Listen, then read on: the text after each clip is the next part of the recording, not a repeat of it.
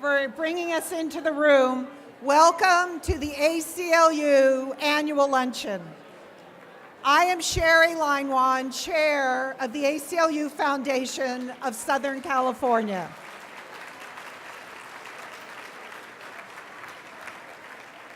Thanks to the LA Hotel and the wait staff of the Hotel and Restaurant Employees Union, Local 11.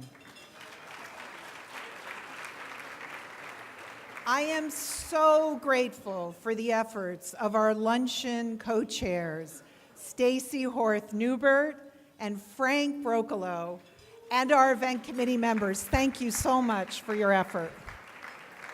And thank you to our ACLU staff coordinating this event, led by Christian Labano. Thank you, Christian. On behalf of all of us at the ACLU, we thank you all so very much for joining us today and for supporting the ACLU of Southern California as it stands for justice. Thank you for coming. Perhaps for the first time in history, we have a president who quite possibly has not read the Constitution that he swore to preserve, protect, and defend. Civil rights and civil liberties are under unprecedented attack, and as a society, we are better able to resist this assault when we are educated about the protections guaranteed by our Constitution. The ACLU of Southern California is committed to educating our children about those protections, now more than ever.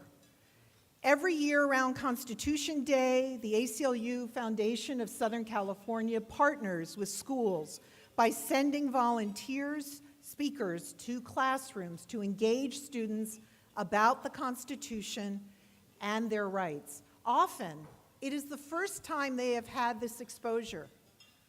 I have had the privilege of participating in this program over the last several years. Last September, I spoke in several middle school classrooms, and I was so moved by the intelligent, engaged discussion the students and I had.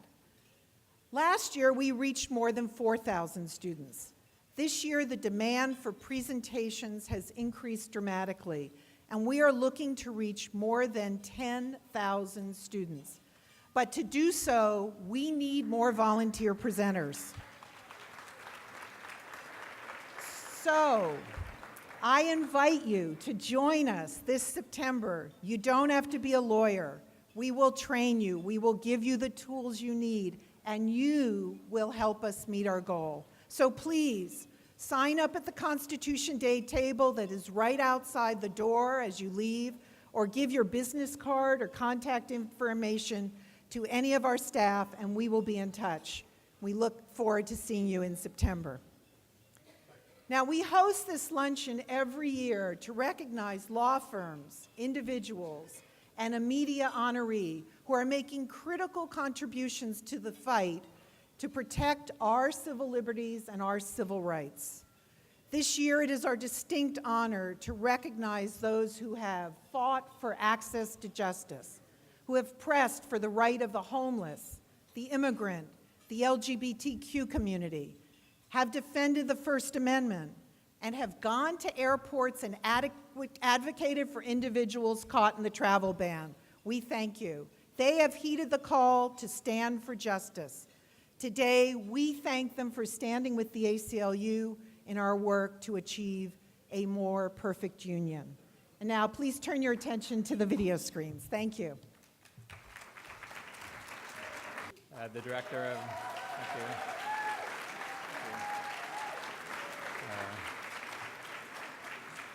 I'm the Director of Advocacy and Legal Director here at the ACLU of Southern California. We have an 18-month-old at home, and actually after seeing the video, we signed her up for LSAT classes. So those will be coming just very shortly. The video we saw is just so incredibly cute. The human rights violation that it describes is deathly serious. For the last several years, there have been thousands of children fleeing violence. particularly from Guatemala, El Salvador, and Honduras, who have come to the US to seek protection under our refugee laws. And we've been working to get the federal government, whether the administration, the Congress, or the courts, to recognize what we all know to be obvious, what the video makes perfectly clear, which is that children can't get fair hearings in immigration court unless they have legal representation. So 3 years ago, we turned to the law firm K&L Gates to join us in litigation and advocacy to try and get the Obama administration at the time to stop this abhorrent practice. We knew that a lawsuit would be extremely difficult. After all, there are tens of thousands of children we're talking about here, so we recognize it's a significant financial commitment that the government would have to make to do what is right. But the ACLU doesn't limit itself to fights that are going to be easily won. In fact, your partnership is most important to us when we know that the road will be long and that it may not end in victory. K&L Gates knew those risks, and still they rose to the challenge. And they were instrumental in litigation that we brought, winning class certification on behalf of a class of unrepresented children facing deportation in immigration court, and then compiling a very strong record in support of summary judgment for that motion. But we suffered a massive setback when the Ninth Circuit ruled last fall that the district court lacked jurisdiction to hear our case. K&L has soldiered on with us since that ruling, pursuing other avenues to try and get to the result that we want. We filed an en-banc rehearing petition that actually remains pending as of now, more than 6 months after since it was fully briefed. And we've also now pursued individual litigation on behalf of a child whose case actually is now teed up again before the Ninth Circuit. And they have made clear to their commitment to us that we will continue to work together side by side as long as any door remains open to fight for what we know is right. So please join me in honoring my good friend and law school housemate, Theo Angeles, and Heidi Garcia, who are accepting the Humanitarian Award on behalf of K&L Gates.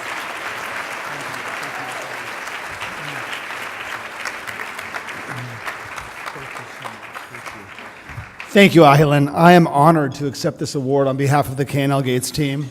Let me say this was truly an impressive group effort. The ACLU put together an amazing team of professionals from a lot of different organizations who work together seamlessly and incredibly hard. I'm extremely proud of our work at K&L Gates. We have made a commitment to helping the most vulnerable people in our community, including those who are fleeing a life of violence, intimidation, and fear. Our work frequently involves representing individuals, but this case gave us the opportunity to do something a little bit different and more profound, to secure a judgment requiring counsel for all children who face the impossible task of representing themselves against trained government prosecutors. As Ahilan mentioned, a panel of the Ninth Circuit recently ruled against us and said that there is not jurisdiction to hear a class action in this kind of case. But we remain hopeful that an en banc panel will reverse that decision. In the meantime, we continue the fight, and we look forward to vindicating due process and the rule of law for these vulnerable future leaders of our community and our country.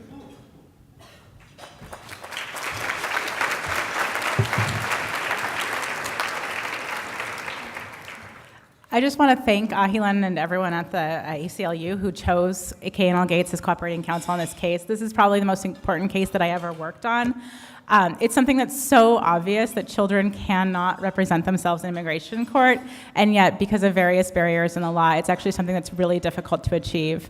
But the ACLU doesn't let that difficulty stop them in any way, and let me tell you, they have some of the smartest, most creative, and definitely most persistent lawyers you will ever meet. I'm so honored to have had the opportunity to work with them and to have worked on this case that's so important to me and so important to many of you. So thank you so much for this honor. Thank you.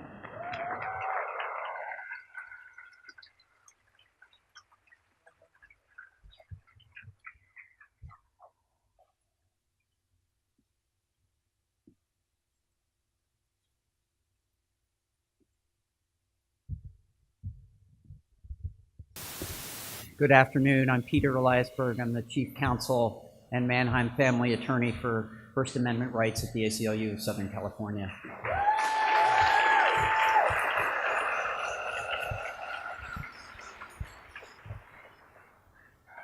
The seal of the County of Los Angeles, adopted in 1957, was only a symbol. It pictured some of the things that define us: fishing, agriculture, architecture, commerce, the Hollywood Bowl, and Christianity, in the form of a large Latin cross. The presence of the Latin cross, but no other religious symbol on the official seal of the county, sent a clear signal that the county favored religion, and not just religion generally, but one religion over all others in one of the most diverse communities in the United States and in the world. Under pressure from the ACLU in 2004, the County Board of Supervisors recognized this improper favoritism and removed the cross. But 10 years later, 3 members of the board attempted to reinstate it, claiming that the cross actually accurately represented the structure of the San Gabriel mission as pictured, just as it accurately represented fish and accurately represented the first galleon that sailed into Los Angeles Harbor. In Davies versus Los Angeles County Board of Supervisors, the law firm of Boyce Schiller, our incredible pro bono partner, argued that the attempt to put the cross back on the seal was a clear effort to endure religion.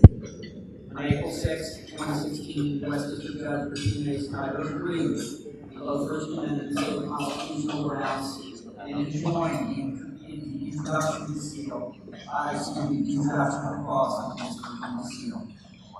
This was a 2-year effort, and it was really hard fought by the county. The Boyce Schiller litigation team did incredible work. Not only after toiling incredibly hard for 2 years, they dedicated every penny towards attorney's fees awarded to the ACLU.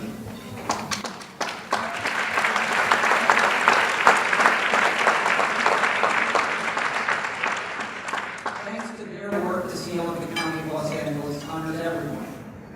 Sure, it's just a symbol, but a peace sign is just a symbol, and the American flag is just a symbol, but symbols matter.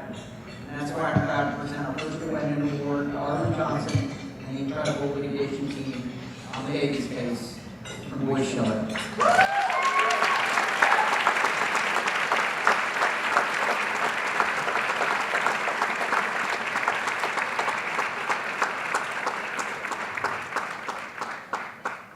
Thank you so much, Peter.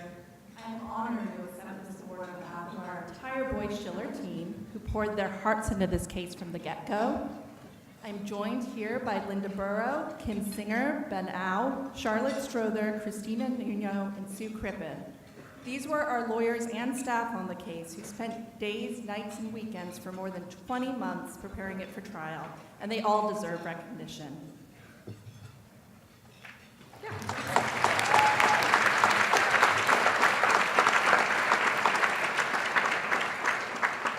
I joined the county seal litigation team shortly after the lawsuit had been filed. When my colleagues explained what had happened, that in the year 2014, our local government had decided to put a Christian cross on the Los Angeles County seal, I couldn't believe it.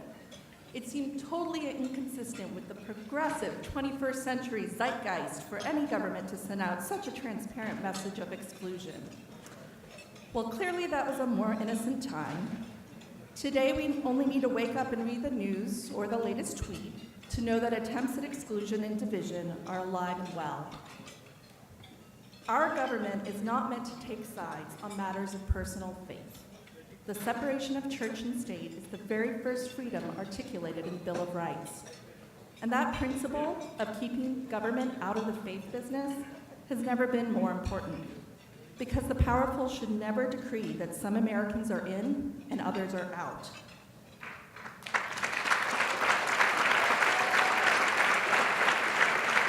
It is never okay for our government to tell some of us, even by implication, that we are not welcome. It is never okay for our government to tell some of us that we are less valuable, or outsiders, or that we don't belong. And it is especially not okay for our government to encourage division among us based on what is in our hearts and minds. Because all of us believe differently, and it is the richness and diversity of our beliefs that makes us part of the American experience. As Peter said, our symbols matter. They send a message about who we are and what we stand for. Especially now, I am so proud that our team could work with the incredible lawyers and staff at the ACLU to help ensure that our symbol, the Seal of Los Angeles, is one of diversity, inclusion, and respect. Thank you.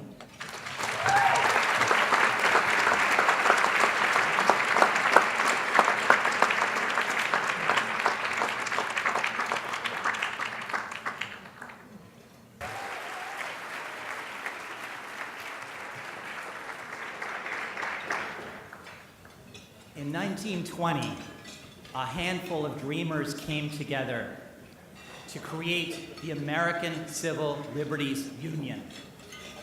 They envisioned an organization that would protect the constitutional rights of all. But there was absolutely no reason to think that their vision could be made real.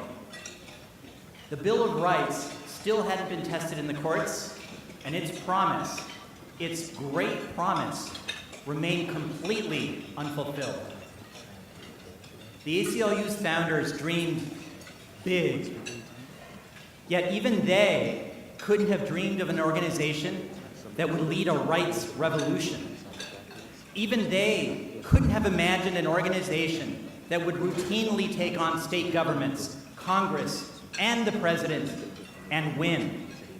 And even they couldn't have imagined that the power of people coming together would transform a group of 5 individuals into a staff of 1,200 and a membership of more than 1.6 million.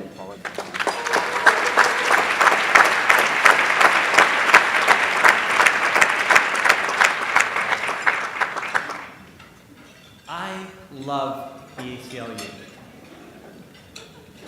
In my 12 years with the organization, I've been so proud to be part of making the unimaginable real. Yet I've never been prouder than I was in the days after the president signed his Muslim travel ban. Let me take you back. On January 27th, at 4:42 that Friday afternoon, the president issued his executive order and instantly caused chaos here and around the world. But amidst all the confusion, amidst all the panic, the ACLU response was swift and definitive. The very next day, we filed 5 different lawsuits, one in Brooklyn, one in Boston, one in Seattle, and 2 in Los Angeles. We don't believe in taking chances. The lead plaintiff in our first case was Hamid Khalid Darwish, a husband and father of 3. He was detained by the US government at JFK Airport and threatened with deportation, even though he had received a special visa, and even though he had spent more than a decade working as an interpreter for the US military. His years working with our soldiers in Iraq, helping to keep Americans alive, put his life in danger. He'd already been targeted twice by terrorists because of his work with our military. And yet our government wanted to deport him back to Iraq. This is the absurdity. This is the injustice of the president's order. But by Saturday night, the ACLU had won the first of many court rulings blocking the president's order.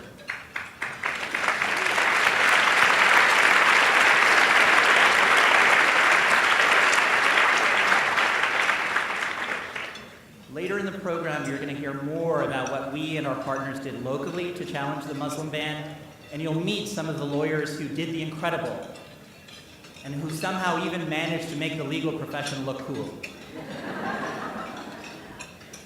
That weekend underscored the ACLU's virtues. You saw nimbleness on display. Yes, we had prepared for a Muslim ban, but no one could have expected it to take effect immediately or to cover green card holders and visa holders. you not only saw an organization committed to impact litigation, to bringing cases with the potential to answer fundamental questions about who we are as a nation, you also saw an organization absolutely unafraid to step into the breach. Many legal commentators, including some who have never appeared on Fox News, said the president's order was legal and predicted all challenges would fail. Now, our work challenging the Muslim ban continues. On the day the president issued his revised order, we challenged it and we blocked it too.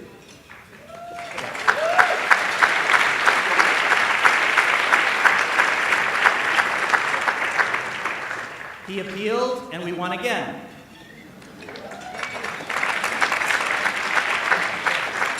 The president's now sought review by the Supreme Court, and I can promise you one thing: we will see him there.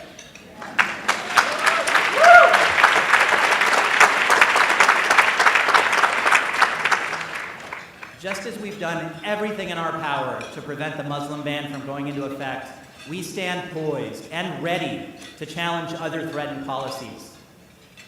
The ACLU stands ready to sue over any executive order that would grant organizations and individuals the right to discriminate on the basis of religion. We fight every day to defend religious freedom.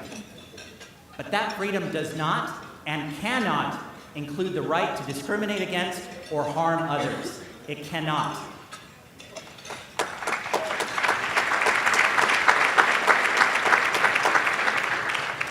The ACLU stands ready to block federal efforts to return to failed and discriminatory policies like the war on drugs and mass incarceration.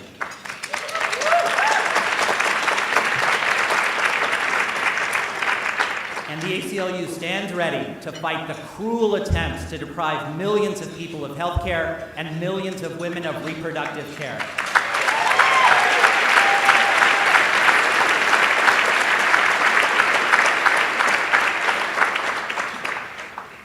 Yes, we do stand ready, but we are David to the government's Goliath. The ACLU has 300 litigators spread across this nation. The Department of Justice, by itself, has 11,169 lawyers. Now, the reasons the ACLU can successfully take on the government are simple.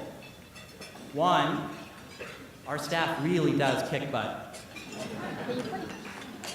Two, across the country, the ACLU partners with hundreds of law firms and works with thousands of cooperating attorneys, just like many of you.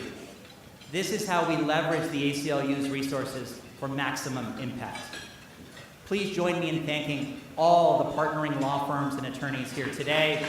We couldn't do what we do without them. Thank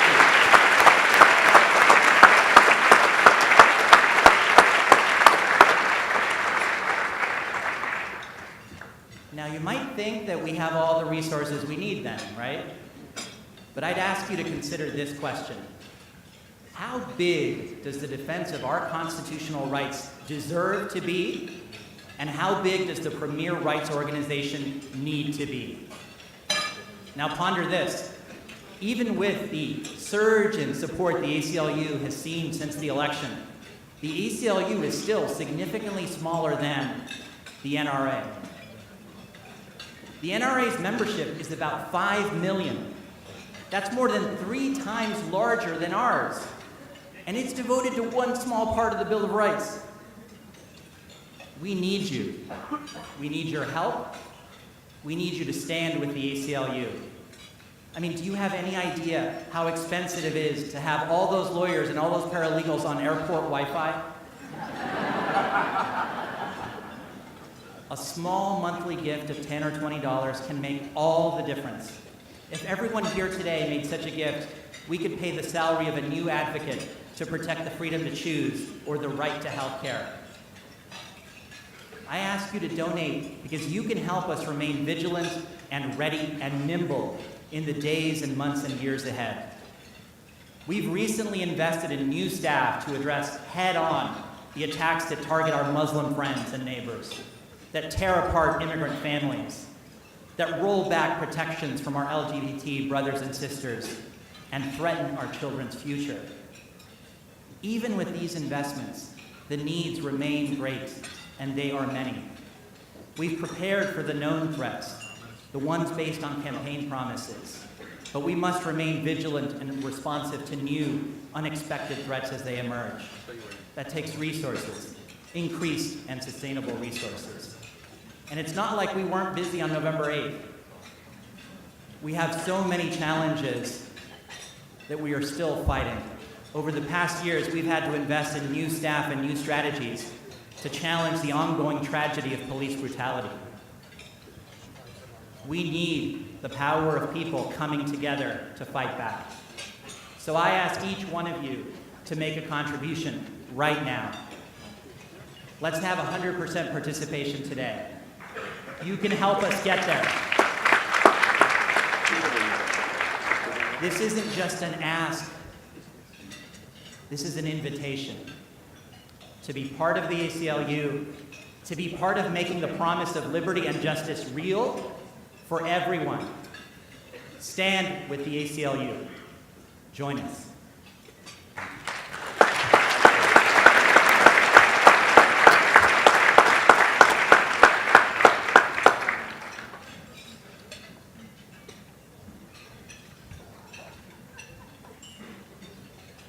Good afternoon, everyone. I'm Eve Garrow, the homelessness policy advocate for the ACLU's Dignity for All project.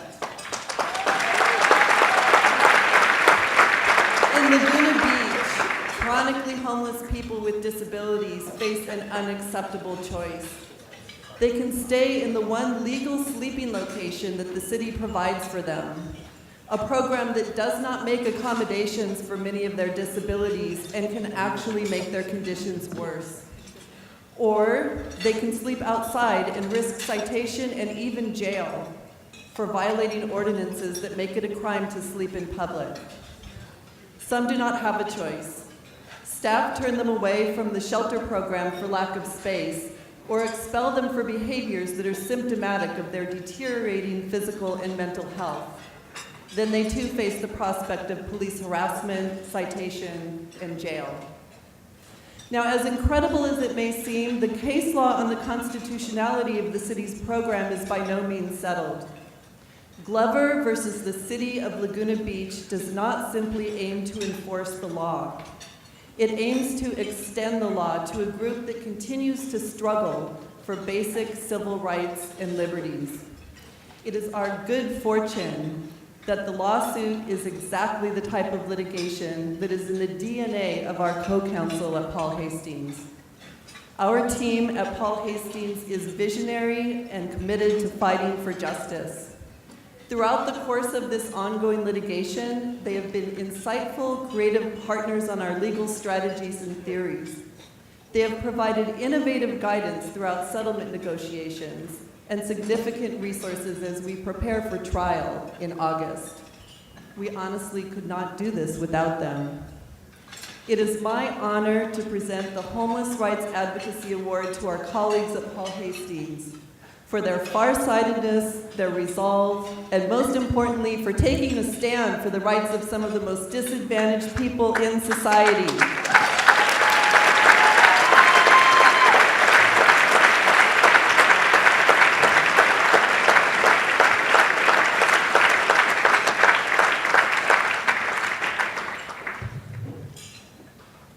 Thank you, Eve, and thank you, Hector. I don't think it's ever been a greater time to be a card-carrying member of the ACLU.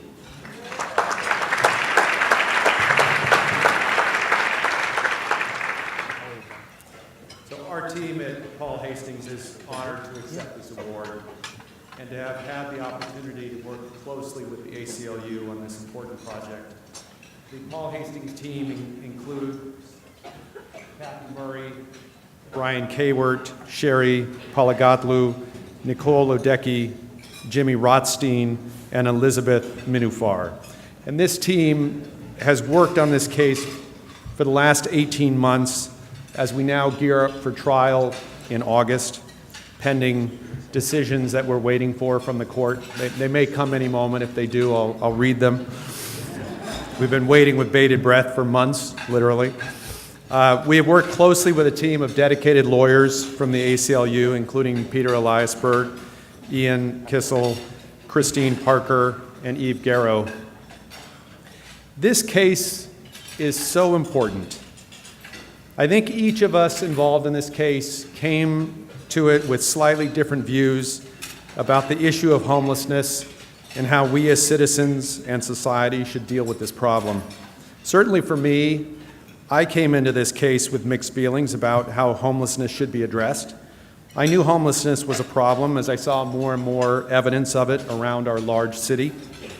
I knew it was a problem, but I wasn't sure how I felt about whose problem it is, who should fix it, and what means should be used.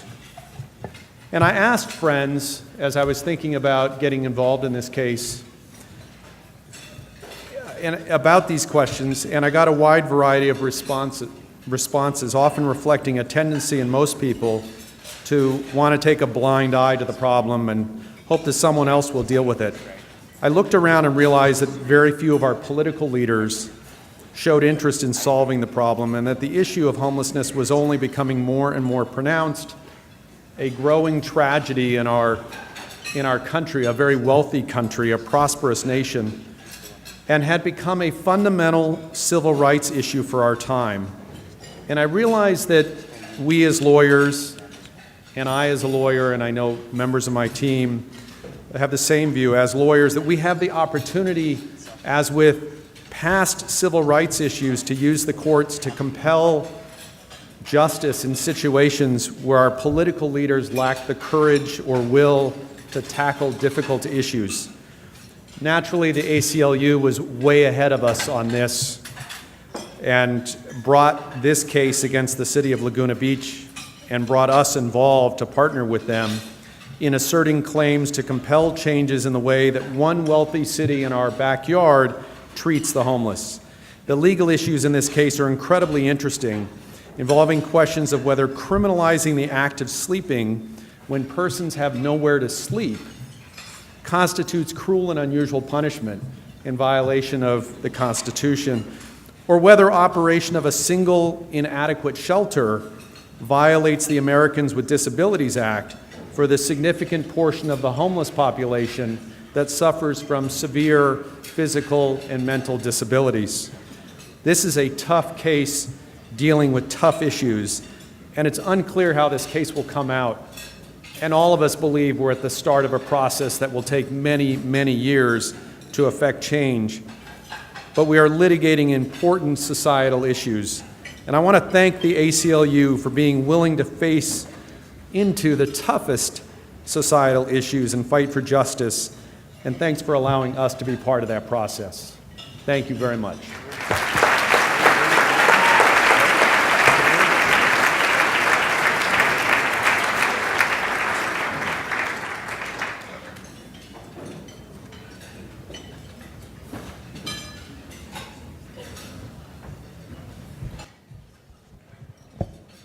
I'm Marcus Benigno, Director of Communications and Media Advocacy at the ACLU of Southern California. The primary role of a communications department is to deliver its organization's messages to audiences via the most effective media. Or at the ACLU, it's about translating legalese into plain English. But on occasion, there are languages that neither our communication staff nor most seasoned attorneys can decipher. Raquel Aragon, an attorney formerly with Nixon Peabody, saved the day spending countless hours charting contractual IP agreements with our app developer to enhance features in our Mobile Justice app. Today, Mobile Justice has been installed by more than 270,000 users and equips our community with a tangible tool to check law enforcement abuse.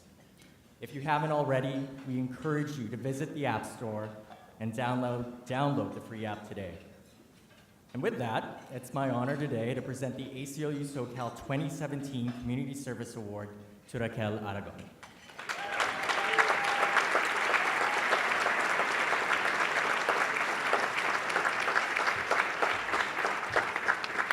Thank you, Marcus. Congratulations to all the other honorees here. It's absolutely a privilege to be in your company. I certainly want to thank my former firm, Nixon Peabody, and my colleagues who came here today to support me. Nixon is a fabulous platform for those of us who want to engage in pro bono activity. And I want to acknowledge all the other firms here that place the same value on your attorney's time. So thank you, everyone. I've been thinking about police accountability a lot lately, more than even normal, after the outcome in last week's case with Landro Castile. Even with all of that footage, we still had an outcome that I think was extremely unjust. So what does that mean? We have all that footage, we've looked at it. To me, it was a reminder that justice is slow, unfortunately, and it was a reminder that justice needs anger, justice needs outrage. Watch that footage, and there's no other way to feel. But take that outrage and take all of the licenses that we have to practice law. There's a lot of lawyers in this room, and let's do something about it. May we continue to honor the ACLU and the fights that they are engaged in. May we give them our time and our pocketbooks and help chip away at injustice. Look at me, a technology lawyer up here. It's a privilege. Thank you, ACLU. Let's keep the fight going. Thank you.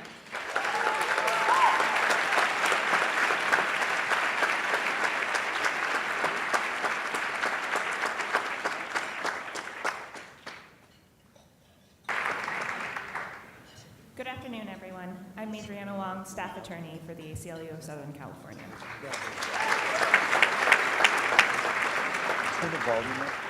Earlier, you heard our executive director, Hector Viagra, talk about the chaos that ensued after President Trump enacted the Muslim ban. Federal officials began implementing the ban without protocol or guidelines. They were not prepared. But the people were prepared.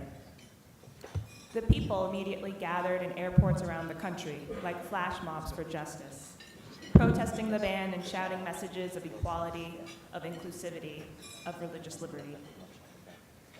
And among this flash mob were lawyers. At LAX, I saw legal observers in the protests organized by the National Lawyers Guild. And in the days and nights that followed, I saw lawyers keep showing up with their laptops and boxes of donuts, sitting on the airport floor or in the food court to provide legal support to the families of waylaid travelers. They included immigration attorneys like Stacey Tolchin and attorneys from the Immigrant Defenders Law Center. They included public interest lawyers from organizations like Public Counsel and Asian Americans Advancing Justice. And they included private attorneys from law firms like O'Melveny and Myers, from the Iranian American Bar, motivated by the pro bono ethic of their firms or their bar associations, or by their own consciences and the spirit of resistance. Working with colleagues laboring from their offices and with human rights attorneys working abroad, they built a well-oiled machine that has continued to support travelers and their families up until just a week ago, in preparation for yet another Ninth Circuit decision on the Muslim ban. If you are one of the advocates that showed up at LAX to provide support to families and travelers, if you stood up in court with the ACLU to challenge the Muslim ban, or if you showed up at LAX to participate in the protests or to work as a legal observer, we ask that you please stand now so we can recognize you.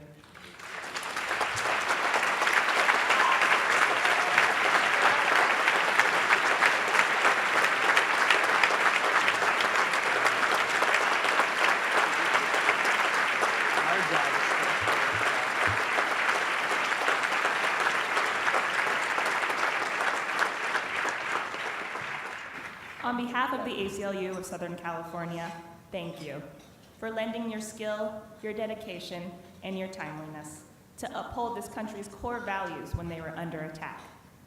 Please join me again in applauding these representatives of the airport lawyers.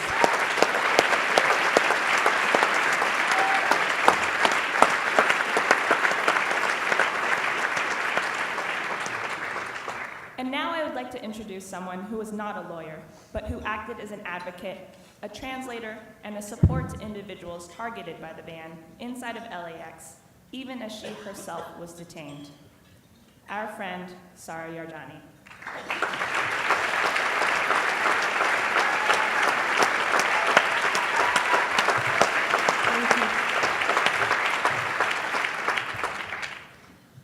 When I was returning from winter break visit to my family in Austria, I arrived at LAX just hours after the start of the Muslim ban.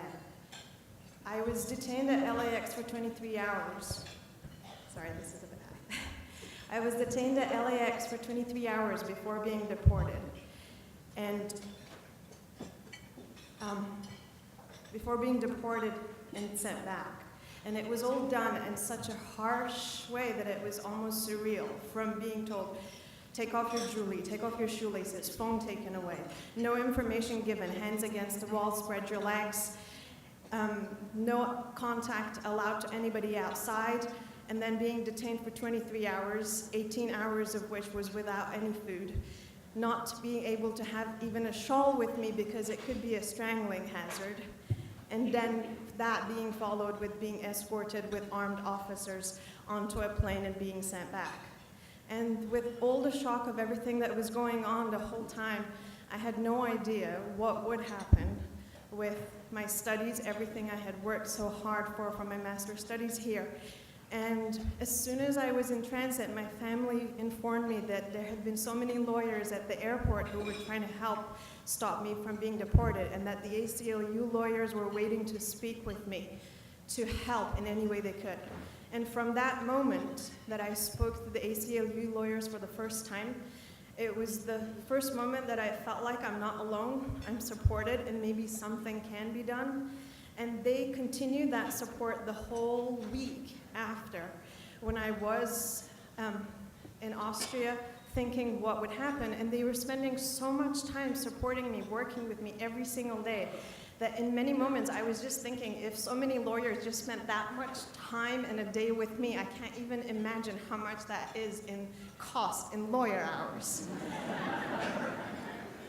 And they continued this every single day until, with their work, there was a moment where there was one of the rulings which made it possible for me to come back.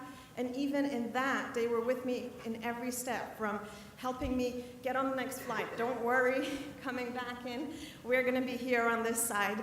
And being with me every single moment of the way, with one of the lawyers staying up into the night and the morning to make sure I got past all the security in transit in Europe to the arrival in LAX, making sure every step that this time I made it out of the airport. And it was just, what they were helping with was so much more than just work and duty. They were doing it with so much care and conviction about protecting people. And to go from a place of being treated so badly that I felt I had no rights, to seeing there are people who do anything to support my rights, it really felt like being saved by real-life superheroes. And I'm not exaggerating, it really felt that way, because it's just like in films that when people are being treated really unjustly, and suddenly superheroes show up and help them. Somehow, it seems that with the absurd things that have been happening, suddenly the lawyers who are protecting people's rights are the real-life superheroes that so many people really need.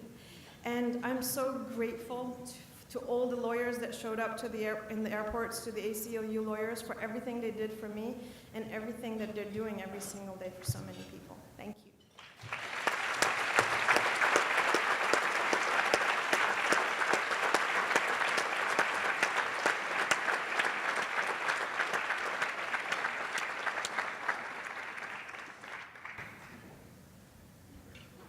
Hi, everyone. I'm Connie Chang. I'm the president of the ACLU of Southern California Union Board.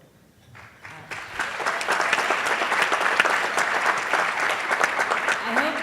hope that you're enjoying your time here today so far, meeting some of the people who lead the ACLU's work and some of the people for whom we do it. As you can see, the ACLU is and has been ready to fight for our civil liberties. But we cannot do it alone. We are honored to work with cooperating attorneys and law firms who share our goals and donate their time to us. However, we also rely heavily on donations from our supporters, and we need and hope for your financial support today. Please join me in following our Executive Director Hector Viagra's call to action. Stand with us. Make a meaningful contribution today to ensure the ACLU is ready for the challenges that lie ahead. Our goal is to reach 100% participation today, with everyone in this room giving a gift to the ACLU and taking a stand for justice. On your tables, you'll find donation cards, which you can fill out and which will be picked up by ACLU staff at the end of today's luncheon. Needed more than ever in these troubled times, every cent you contribute will be put to immediate use protecting our most fundamental rights. Please give as generously as you can. Thank you.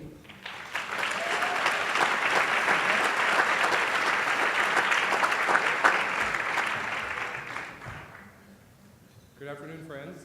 I'm James Gillum, the Deputy Executive Director at the ACLU of Southern California.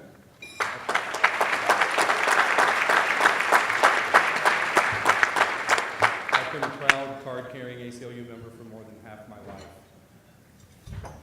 Comedy shows creatively titled What a Joke and Comedy for the Resistance, yard sales and bake sales, concerts and variety shows like Love Trumps Hate and I'm Too Old to March.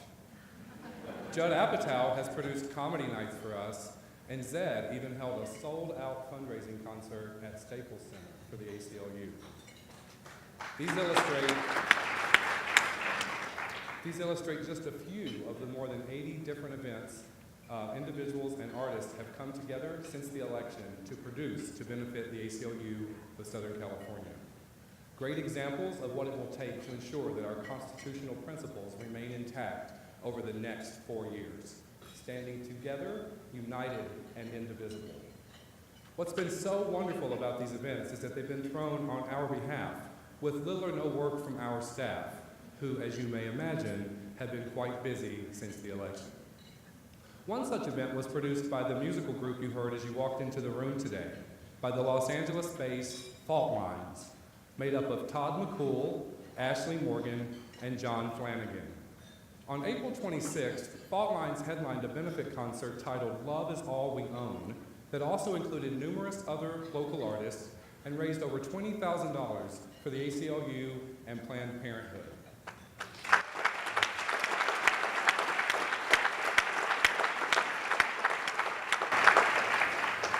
They even crafted a delicious ACLU candy bar for the event.